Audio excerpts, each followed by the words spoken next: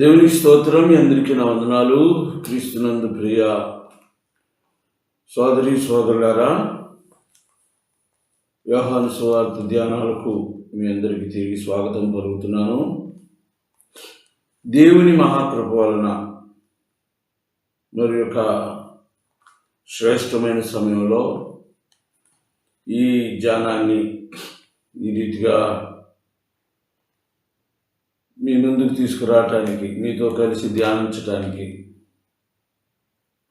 ఇది దేవుడిచ్చిన భాగ్యమని నేను తలంచుచున్నాను సోదరులారా.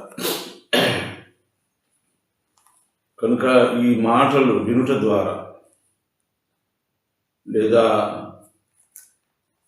పరిశీలించుట ద్వారా ప్రశ్నాత్మకంగా, విమర్శనాత్మకంగా ఈ మాటల్ని మీరు వినటం వలన దేవుని విషయాలు ఎన్నో మీకు బయలుపడతాయి సోదరులారా. దేవుని విషయాలు బయలుపడటం వలన మనకు స్వాతంత్ర్యం కలుగుతుంది. అనాది కాలం నుండి ఎన్నో మత సంబంధమైన బంధకాలలో విభిన్న దేవుళ్ళు, దేవతలు అనే పురాణాల చరిత్ర గాథలలో, ఇట్ మీన్స్ మైథలాజికల్ స్టోరీస్ మనము తారుమారయ్యాము, లేక ఇంకా కన్ఫ్యూషన్లో ఉన్నాము. అయితే దేవుని విషయాలు మనం విని గ్రహించడం ద్వారా అలాంటి తారుమారులో నుండి, కన్ఫ్యూషన్లో నుండి దేవుడు మనల్ని వెలపటికి తీసుకొస్తాడు. He should bring out from the confusions state. దేవుని విషయాలు వినడం వలన కన్ఫ్యూషన్లో నుండి దేవుడు మనల్ని పైకి తీసుకొస్తాడు. కనుక సోదరులారా, ఈ కార్యక్రమాలు తప్పనిసరిగా వీక్షించండి, అనేక మందికి పరిచయం చేయండి. దానివలన మీరు కూడా ఈ సేవలో పాలిభాగస్తులు అవుతారు, ప్రతిఫలం పొందుతారని నేను తప్పనిసరిగా చెప్పగలను సోదరులారా. మంచిది. 29వ వచనం, 11వ అధ్యాయం యోహాను సువార్త. ఆమె విని త్వరగా లేచి ఆయన వద్దకు వచ్చెను. 30వ వచనం. యేసు ఇంకను ఆ గ్రామంలోనికి రాక మార్త ఆయనను కలుసుకుని చోటనే ఉండెను గనుక ఇంటిలో మరియతో కూడా నుండి ఆమెను ఓదార్చుచుండిన యూదులు మరియ త్వరగా లేచి వెళ్ళుట చూచి ఆమె సమాధి వద్ద ఏడ్చుటకు అక్కడికి వెళ్ళుచున్నదనుకొని ఆమె వెంట వెళ్ళింది. చూడండి సోదరులారా, గడిచిన ఎపిసోడ్లో రహస్యముగా మార్త మరియతో చెప్పింది అని, ఎందుకు అలా జరిగింది అని మనం వివరంగా చర్చించాం. We have discussed about why she spoke her secretly. అయితే సోదరులారా,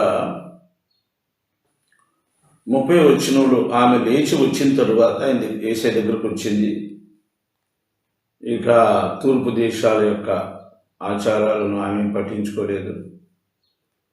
ఒకవేళ ఆమె లేచి వెళితే సమాధి దగ్గరికి వెళ్ళిద్ది, బయటికి వెళ్ళకూడదు కదా అనే ఆలోచనతో మనుషులు ఉన్నారు. ఆ కారణం చేత సమాధి దగ్గరికి వెళ్ళి లాజరు మరియ ఏడ్చబోతుంది అని చెప్పి మనుషులు ఆమెతో వెంబడించారు. ఇది వాళ్ళ ఆలోచన.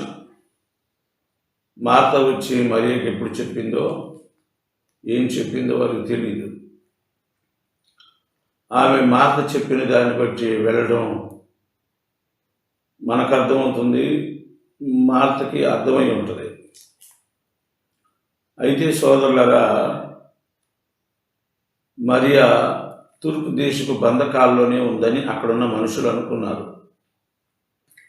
ఒకనొక సమయంలో మార్త కూడా అనుకొని ఉండొచ్చు.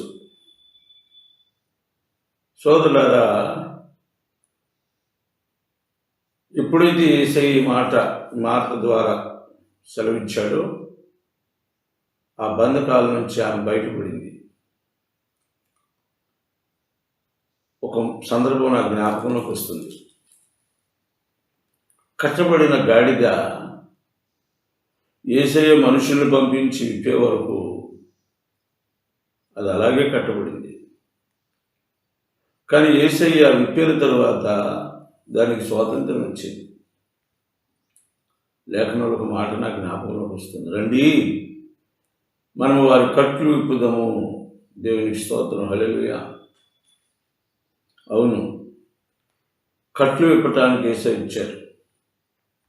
పాపపు కట్లు, ఆచారపు కట్లు, ఈ లోక సంబంధమైన మానవ కట్లు, చాదస్తపు కట్లు, చపలపు కట్లు, ఇవన్నీ విప్పటానికి యేసయ్య ఇచ్చారు.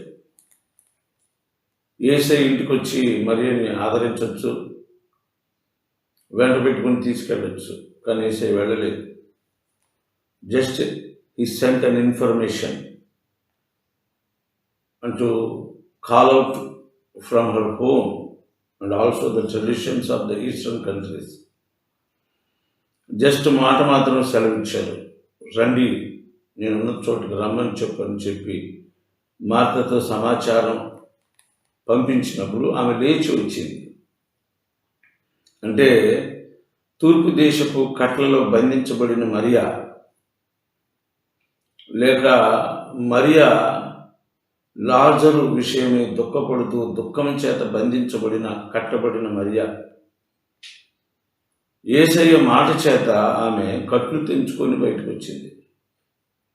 ఇట్ మీన్స్ బెతబార నుంచి యేసయ్య ఎందుకు వచ్చారంటే కట్టబడిన మరియని విడిపించడానికి తూర్పు దేశపు ఆచారాలనే కట్లలో బంధించబడిన మరియను ఆయన విడిపించాడు. మాటతో కట్లు తెంచాడు. లేక లాజరు మరణ విషయమై దుఃఖమనే కట్ల చేత కట్టబడిన మరియను యేసయ్య తన మాట చేత ఆ కట్లు తెంచేశాడు. సోదరులారా, మనం జాగ్రత్తగా గమనిస్తే ఆమె త్వరగా లేచి యేసయ్య దగ్గరకు వచ్చినట్టు మనం చూస్తున్నాం. ఒకవేళ యేసయ్య కట్లు తెంచదలుచుకోకపోతే ఆయన మరియ మార్తల ఇంటికి వెళ్ళి ఉండేవాడు. దుఃఖంలో ఉన్న మనిషిని నా ఎద్దుకు రమ్మని చెప్పడం మానవ దృక్పథం ప్రకారం భావ్యం కాదు, అది సభ్యత కూడా కాదు. అదే మనం గనక ఒక మనిషిని అలాంటి స్థితిలో నుంచి పిలిపిస్తే it should be a great controversy. మనల్ని మనుషులు హేయంగా చూస్తారు. మనం పిలవటం వేరే, తండ్రి అయిన దేవుడు ప్రభువైన యేసుక్రీస్తు వారు పిలవటం వేరే. ఆయన పిలుపులో విడుదల ఉంది సోదరులారా. ఇంకో మాట నాకు జ్ఞాపకం వస్తుంది. ప్రయాసపడి భారం మోసుకొనుచున్న సమస్తమైన వారలారా, నా ఎద్దుకు రండి, నేను మీ భారముని తేలిక చేస్తాను. మీరు నా దగ్గరకు వస్తే మీ బరువు దించుతాను.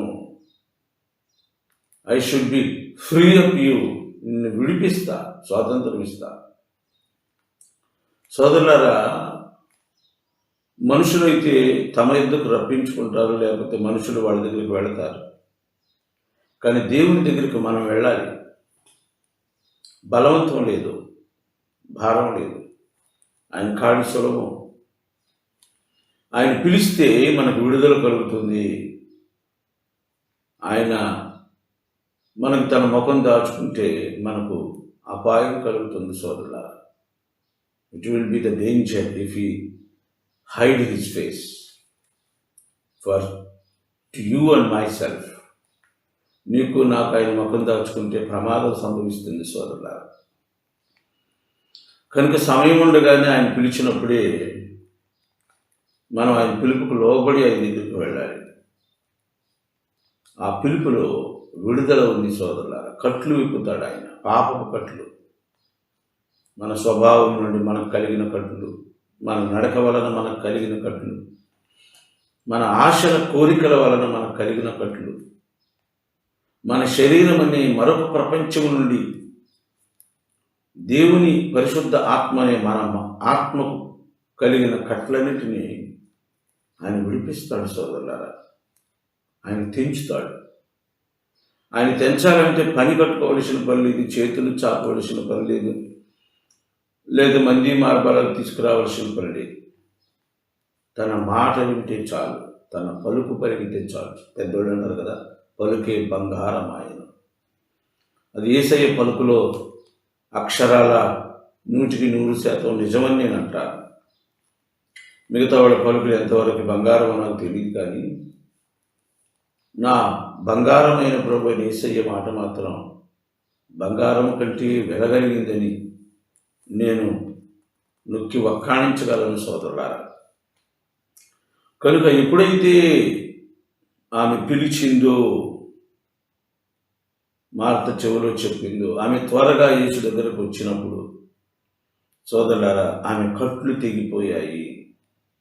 ఈరోజు సువార్త, బైబిల్ గ్రంథం, సంఘాలు, సేవకులు ఎందుకు ఉండాలంటే మనుషుల పాపపు కట్లు తెంచడానికి, ఆచారపు కట్లు తెంచడానికి, కులకట్లు తెంచడానికి, లేదా తను సొంతగా తాను కట్టుకున్న కట్లు తెంచడానికి. ఒకవేళ నువ్వు వాక్యంగా బోధిస్తే, ప్రభువుకి ప్రీతిపాత్రుడు అయితే, ప్రభువుని ప్రేమించి, వాక్యాన్ని ప్రేమించి, దేవుని చిత్తానుసారంగా ఆయన ప్రణాళికలో జీవిస్తున్న సహోదరి సహోదరుడివి, సేవకుడివి, సేవకురాలు అయితే నువ్వు మనుషుల కట్లు తెంచాలి సోదరులారా. అంతేగాని ఈ దినాల్లో మనం జాగ్రత్తగా గమనిస్తే విడ్డూరమైన సంగతులు, అపాయకరమైన కాలాలు ఎలా ఉంది అంటే, విశ్వాసులు గీచిన గీతలో సేవకులు ఉంటున్నారు. ఒక వేసి చెప్పిన మాట సేవకుడు వింటున్నాడు, ఒక అవిశ్వాసి చెప్పిన మాట సేవకుడు వింటున్నాడు. ఒక మారుమనసు లేని కుటుంబం సేవకుడిని నడిపిస్తుంది అంటే వాళ్ళందరూ ఆ సేవకుడికి కట్లు కడుతున్నారు. కట్టడానికి కారణం వాడి దురాశ, వాడి పేరాశ, ఈ లోక సంబంధమైన జ్ఞానం, లేక స్వార్థం. దేవునిని ప్రేమించకుండా స్వార్థం కోసం, తన స్వలాభం కోసం, ధనకాంక్ష కోసం, పేరు కోసం, లేక ఏదో దేవుని యొద్ద కొంత లాభాన్ని పొందుదామని ఆశతో వచ్చినవాడు కాబట్టి అలా లోబడిపోతుంటాడు, అలా కట్టబడతాడు. కట్టబడిన ఒక సేవకుడు పాపపు కట్లలో, లోకపు కట్లలో, ఆచారపు కట్లలో ఉన్నవారిని ఎలా విడిపిస్తాడు? Just little bit logic here. చిన్న లాజిక్ మనం మిస్ అవుతున్నాం. అందుకని మనుషులు ఇంకా పాపపు కట్లలోనే ఉంటున్నారు, ఆచారపు కట్లలోనే ఉంటున్నారు. వాక్య విరుద్ధం, సత్యదూరం, ప్రకటించబడని, దేవుడు ఇష్టపడని వాటిని మనుషులు చేస్తూ ఆ కట్లలోనే ఉంటున్నారు. ఆచారపు కట్లలో బంధించబడిన లాజరు కుటుంబం, లేదా ఆచారపు కట్లతో బంధించబడిన మనుషులు, వారిని ఆదరించడానికి వచ్చిన మనుషులు సోదరులారా ప్రభువుని కడతారేమోనని, బంధిస్తారేమోనని ఆయన ఆ స్థలానికి వెళ్ళలేదు. ఎలా బంధిస్తారా ఇవి?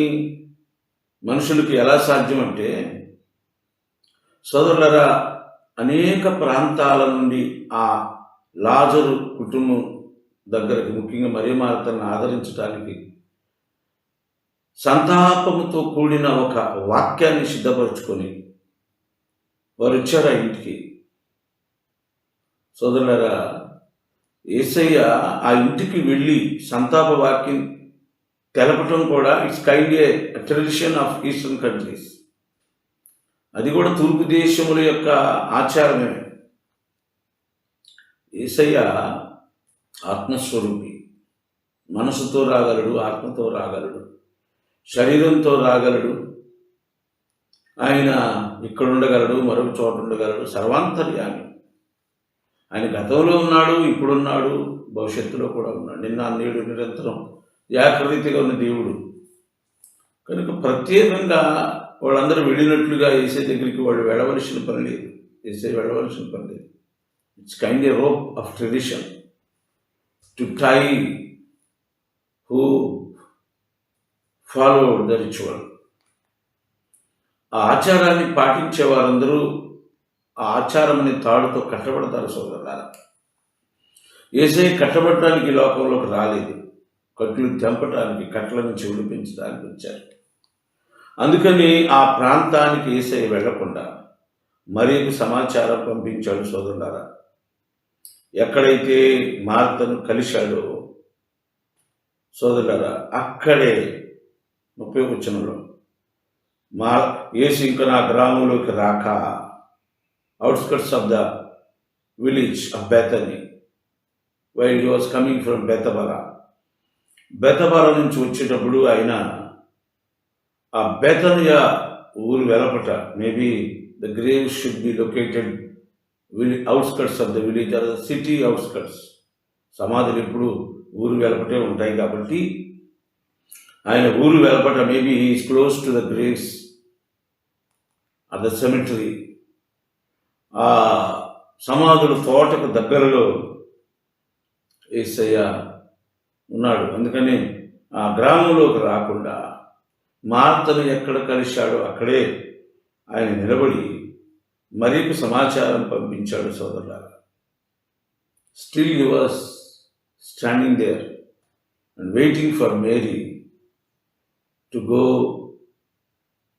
To the grave where Lazar located or buried. ఎక్కడైతే లాజర్ని పెట్టారో ఆయన దగ్గరికి వెళ్ళడానికి మరి కోసం ఎదురు చూస్తున్నాడు. మరి వచ్చేసింది సోదరులారా. అయితే మరొక కారణం కూడా ఉంది ఆయన ఆ గ్రామం వెలపట ఉండడానికి. ఏం కారణం అంటే యూదులు యేసయ్య కోసం ఎదురు చూస్తున్నారు. For the time to threaten his life, to assassinate him. ఆయన్ని చంపటానికి, నాశనం చేయటానికి, లేకుండా చేయటానికి యూదులు పన్నాగాలు పన్నుతున్నారు. అందుకని ఆయన సాధ్యమైనంత వరకు జ్ఞానంగా, వివేకంగా ఆయన పనిలో నిమగ్నం అవుతున్నాడు సోదరులారా. Why? Because he was standing outskirts of the Bethany. అక్కడ ఆమెను కలిశాడు. 31వ వచనాన్ని మనం జాగ్రత్తగా గమనిస్తే, గనుక ఇంటిలో మరియతో కూడా నుండి ఆమెను ఓదార్చుచుండిన యూదులు మరి త్వరగా లేచి వెళ్ళుడు చూచి ఆమె సమాధి వద్ద ఏడ్చుటకు అక్కడికి వెళ్ళుచున్నదని ఆమె వెంట వెళ్ళి. స్తోత్రం, హల్లెలూయా. ఇందాక చెప్పాను నేను ఆ మాట. బయటికి వెళ్ళకూడదు కాబట్టి ఆమె వెళుతుంది అంటే, వెళ్ళడానికి సాహసం చేసింది అంటే ఆమె సమాధి వద్దకు వెళ్ళి ఏడుస్తుంది. Maybe such relaxation allowed by the elders. అంటే సమాధి దగ్గరికి వెళ్ళడానికి, అడవటానికి అవకాశం ఉంది, but not permission to go homes, neighbour homes or relations. చుట్టాలింటికి కానీ లేక ఇరువురు వారి దగ్గరకు కానీ వెళ్ళడానికి అనుమతి లేదు. కానీ but there is a permission to go to grave and weep and mourn for her brother Lazar. తన సహోదరుని కొరకు ఏడవటానికి ఆ స్వాతంత్రం ఉంది. కానీ సోదరులారా, ఆమె ఎరుగు పొరుగు వారి ఇంటికి కానీ మరొకరి ఇంటికి కానీ వెళ్ళడానికి వీల్లేదు. అందుకని ఆమె సమాధి దగ్గరికి వెళుతుందేమోనని చెప్పి వారు కూడా ఆమెను వెంబడించారు సోదరులారా. 32వ వచనం మనం చూస్తే, అంతటా మరియా యేసు ఉన్న చోటుకు వచ్చి ఆయన చూచి ఆయన పాదముల మీద పడి, ప్రభువా, నీవు ఇక్కడ ఉండి నీడలా నా సహోదరుడు చావుకుండునను. దేవునికి స్తోత్రం, హల్లెలూయా. The Mary was very very special person. చాలా ప్రత్యేకమైన వ్యక్తి. ప్రత్యేకమైన వ్యక్తులలో ప్రత్యేకమైన అలవాట్లు మనం గమనించవచ్చు. ఒక మనిషి ప్రత్యేకత మనం ఎప్పుడు గమనిస్తాం? ఒక మనిషి ప్రత్యేకమైన వాడు ఈ మనిషిలో there is a special, something special, ప్రత్యేకత ఉందని ఎలా చెప్పగలమంటే అతడి క్రియలు లేక ఆమె క్రియలు, ఆమె వ్యవహరించే తీరు, ఆమె పద్ధతి, ఆమె ఆలోచన విధానం సోదరులారా, ఆమె చేసే క్రియలు, ఆమె నడవడిక, ఈమె యేసయ్య దగ్గరకు వచ్చి చేస్తున్న పని, ఆయన పాదముల మీద పడి దేవునికి స్తోత్రం హల్లెలూయా. ఆమె సంతోషంగా ఉన్నప్పుడు యేసయ్య పాదాల మీదే పడింది. సహజంగా మనుషులు దుఃఖంలో ఉన్నప్పుడు, శోధనలో ఉన్నప్పుడే దేవుని దగ్గరికి వెళతారు, ప్రార్థన చేస్తారు, సహాయం తీసుకుంటారు. అన్నీ బాగున్న తర్వాత ఈ దేవుని మర్చిపోతారు, మందిరం మర్చిపోతారు, సంఘం మర్చిపోతారు, ప్రార్థించడం మర్చిపోతారు, ప్రభువుని జ్ఞాపకం చేసుకోవడం మర్చిపోతారు. They forget all things when they were in happy moments or in safe or everything should be set right in their life. వారి జీవితాలు అన్నీ బాగా ఉన్నప్పుడు యేసయ్య దగ్గరికి రారు, యేసయ్య పాదాల మీద పడరు. వారిని పట్టణ పగ్గాలు ఉండవు సోదరులారా. అప్పుడు వాళ్ళు పైకి చూస్తారు, వారి కళ్ళు తలకెక్కుతాయి. కానీ ఎప్పుడైతే శ్రమ వస్తుందో, శోధన వస్తుందో, ప్రాణాపాయం వస్తుందో, అవసరత వస్తుందో, నింద అవమానాలు లేక ఒంటరి వాడిని అయిపోతున్నాను అనే ఆలోచన ఎప్పుడు వస్తుందో, then he remembered the presence of God, the church of God.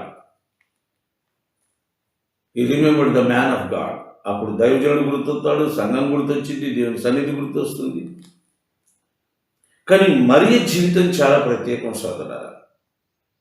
ఆమె సంతోషంలో కూడా ఆయన పాదాల దగ్గర పడింది, పాదాల మీద పడింది. మనం అంతకుముందు సందర్భాలు గమనిస్తే అర్థమవుతుంది. ఈమె ఆ వెంట్రుకలతో,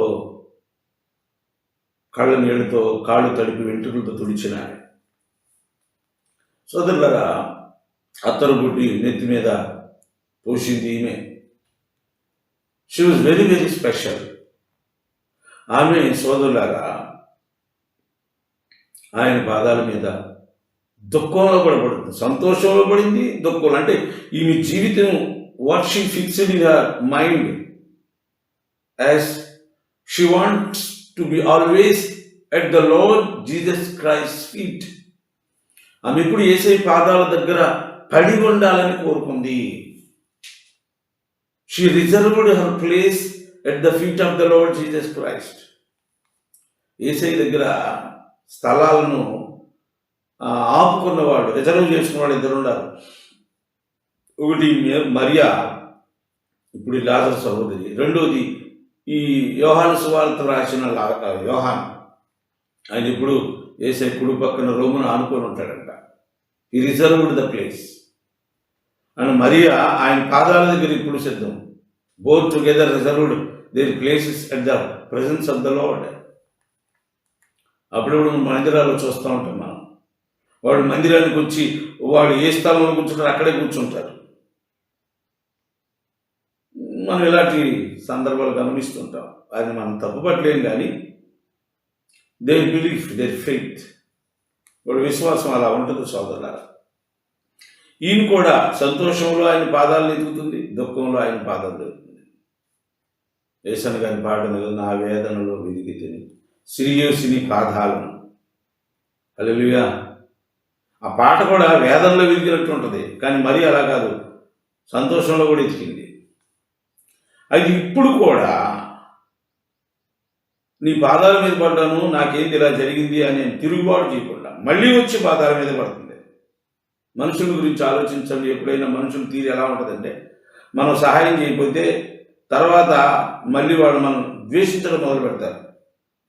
ఒక తెలుగు ముతక సామెత ఉంది కదా, పెడితే పెళ్ళికూడు, పెట్టని రోజు సావుకూడు, పెట్టిన రోజు పెళ్ళికూడు, పెట్టని రోజు సావుకూడు, అలా ఉంటారు. అలాగే వ్యవహరించాలి ఇక్కడ మరియా. కానీ అలా చేయలేదు ఆమె.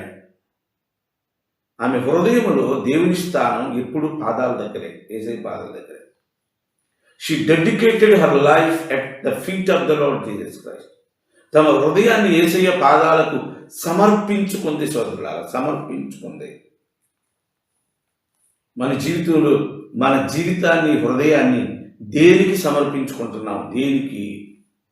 ఒకసారి నేను కూడా ఆలోచించాలి, నాతో పాటు మీరు కూడా ఆలోచించాలి సోదరులారా.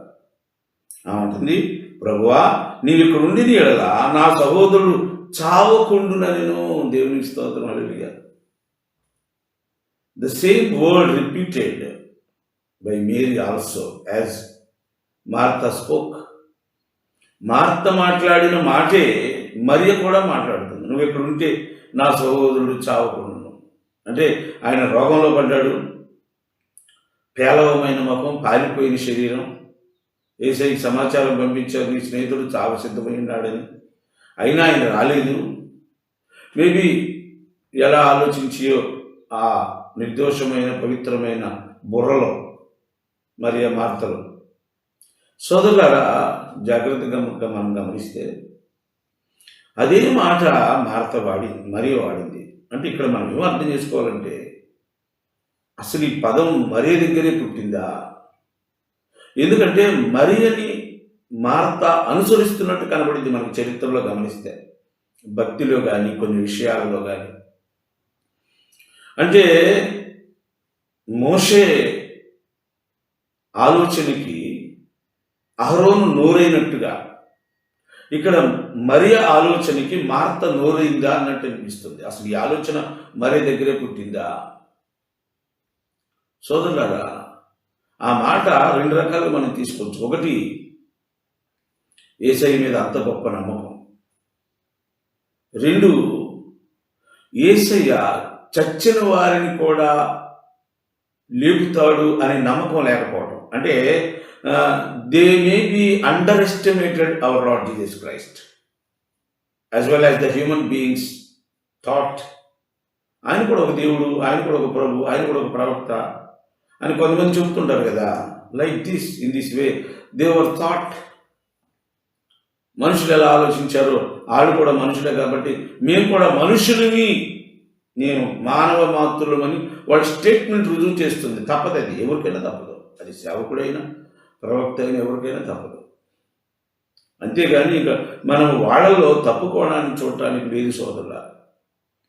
ఏది ఏమైనా యేసు మీద వారికి ఎంత నమ్మకం, ఎంత విధేయత, ఎంత శ్రేష్టమైన జీవితం మరియు మారుతుంది సోదరులా.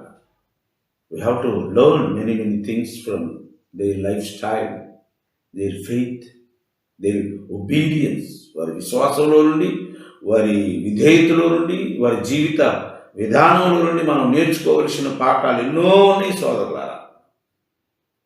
అలాంటి పాఠాల కోసం ప్రార్థన చేస్తూ, ఈ వాక్యాన్ని ధ్యానిస్తూ, ప్రభువా వాటిలో నుంచి మాకు కూడా కొన్ని నేర్పించు అని ప్రార్థన చేస్తూ ముందుకు సాగిపోదాం. దేవుడి మాటలు దీవించి ఆశీర్వదించును గాక. ఆమె చిన్న ప్రార్థన చేస్తాను. పరిశుద్ధుడా, జీవాధిపతి, నీ పాదాలు వందనాలు, స్తోత్రాలు. ఈ నీ మాటలు నాయన మీ వినికిడిలో దీవించి ఆశీర్వదించి విన్నవారందరూ రక్షణ, మారు మనసు, శ్రేష్టమైన జీవిత విధానం, విధేయత, విశ్వాసం మేము నేర్చుకోవటానికి, నేను భయభక్తులు కలుగొనటానికి, ఎలాగైతే నీ పాదాల దగ్గర మరియ స్థానాన్ని సిద్ధపరుచుకుందో అలాగే నిత్యరాజ్యంలో నీ పాదాల దగ్గర మా స్థానాన్ని మేము పదిలిపరుచుకునే భాగ్యం, జ్ఞాన, వివేకం, పరిశుద్ధత, నీతి మాకు దయచేయమని యేసుక్రీస్తు పరిశుద్ధ నామములో అడిగి వేడుకుంటున్నాను తండ్రి. ఆమేన్. ఆమేన్. అందరికీ వందనాలు.